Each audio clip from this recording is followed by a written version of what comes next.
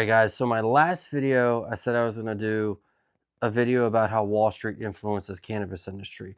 Before I do that though, I think it's really important for everyone to understand that when it comes to the legalization of cannabis, the Republicans and the Democrats are both doing the same thing, and they're being dictated by the Green Party. You got a red party, a blue party, and a green party. Who's the Green Party? Wall Street, because it's all about the money. What's going on, guys? My name is Chris here from Ambrosia Buds, and in this video I got about 5 talking points that I want to break down to show you how the Republicans and the Democrats are both doing the same thing in order for big corporate cannabis to come in and take over and cut out the small-time growers. Basically what they're doing is setting up a legal framework for a monopoly of cannabis to cut everybody out. That's not cool. I know everybody wants federal legalization, but it needs to be done right. And the way that it's being done right now is not right. And the fact that multiple YouTube channels are getting a fuck ton of views simply for promoting legalization, but they're not bringing up the fact of how bad this legalization framework is. And that's what I'm going to dive into. So call me the black sheep of fucking cannabis, but I'm just going to tell you the truth. So common sense will show you that I would say 75% at least of the American society is totally for legalization of cannabis, right? But you probably have 20% of the states that only have recreational use. And don't get me wrong, the government, the wheels of justice turn at a tortoise's pace, but both parties, and most of those states that have recreational use are Dems, but both parties are doing the same thing.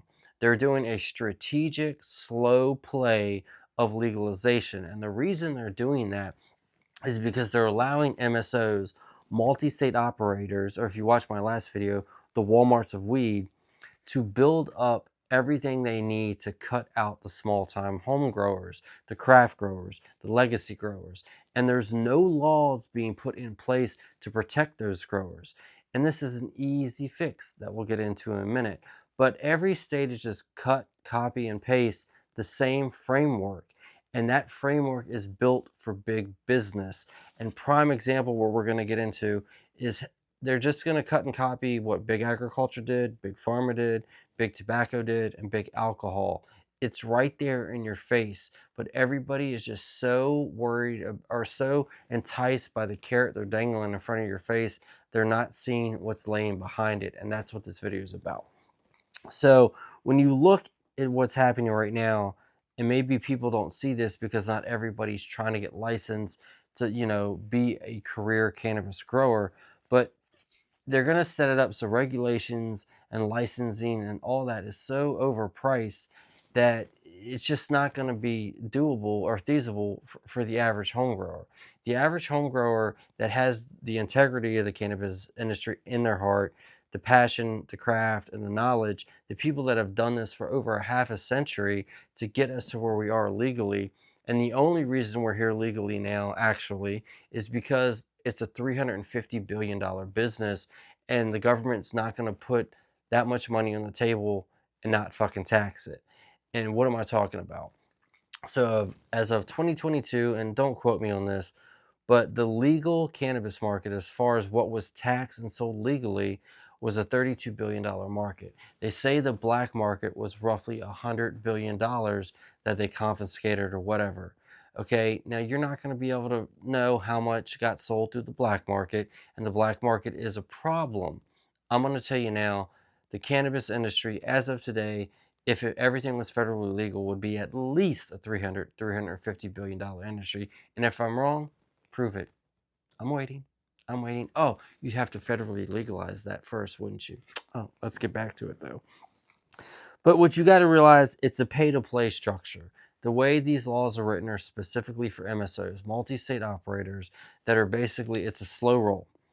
So they're allowing them to go state to state at a slow pace to build capital, to build equity and all that, to just take over. Your multi-state operators are the Walmarts of weed. They're going to push out your small-time growers, just like big agriculture. If you look at big agriculture right now, 6 to 8% of farms get gobbled up, small farms, generational farmers, families that have been farming their entire life get gobbled up by big farms because of the way the law is written. And that's exactly what's going to happen to cannabis.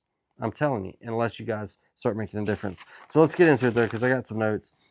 They're just going to model big alcohol's, structure. So it's going to be limited licensing, distribution tiers, branding restrictions, and testing, tracking, and tax layers. And what do I mean by tax layers? You guys don't realize the only thing the only thing cannabis growers or retailers should be taxed on is what's sold. That's not how it's set up right now. The way the taxing is on cannabis for the states that it is recreational legal, it's a compound tax, and it's complete fucking bullshit. And nobody's bringing that up because the government, just like the mafia, likes to extort, and they do it through multiple taxations. So in this scenario that currently exists right now, that everybody's so fucking excited for, that the Dallas Report and all these YouTube channels are like, oh yay, legalization. This is what you're supporting. You're supporting large producers, national brands, investors, and distributors. You're cutting out everybody that gave you a platform to talk about. Fuck you. Okay? And who struggles? Well, it's going to be the small time growers.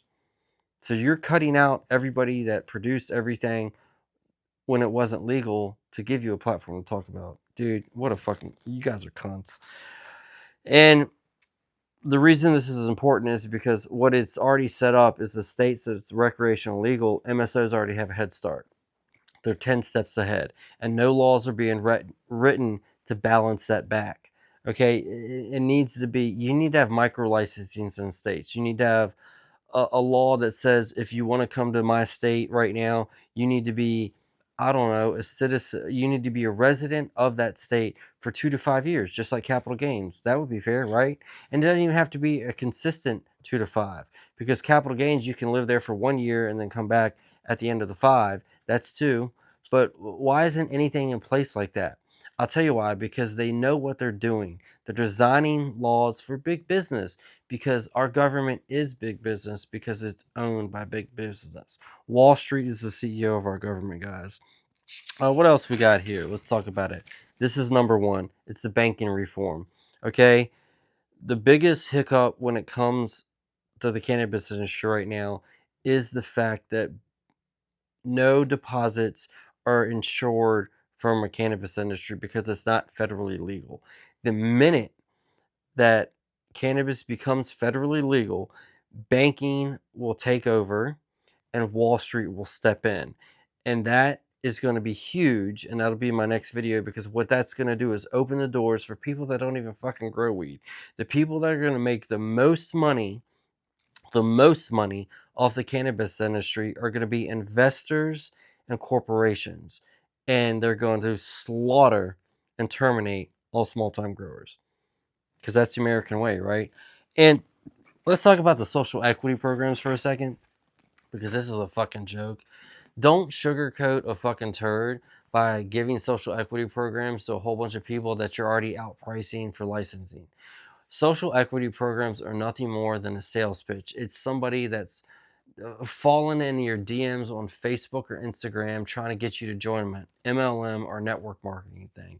It's bullshit. If they were truly concerned about the average citizen financially succeeding in the cannabis industry, they will be rewriting the laws to prevent MSOs from taking over, and they're not.